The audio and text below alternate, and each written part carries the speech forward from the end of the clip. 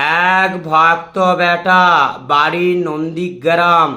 উনি দীর্ঘদিন ধরে বাড়িতে বসে আছে, কোনো কাজকর্ম কিছু নয়। নানা জায়গায় ইন্টারভিউ দিয়েছে, কিচ্ছু সুরক্ষা পায়নি।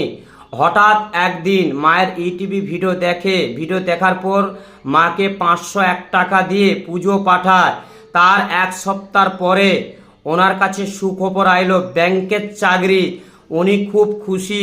উনি আমাকে ফোন করে বলেছে, ঠাকুরমশাই আমি খুব খুশি হয়েছে, আমি অনেক ট্রাই করেছি অনেক জায়গায়, আমি এ খুশির খবর আমি কখনো পাইনি। তোমার মা খুব জাগ্রত, ভক্তদের কথা তোমার মা শুনেছে। আমি মায়ের কৃপায় আমি চাকরি পেয়েছি। আমি মাকে আমি পুজো দিয়ে আসবো। জয় সোনা মায়ের জয়। ভক্ত বেটার বড় উপকার হয়ে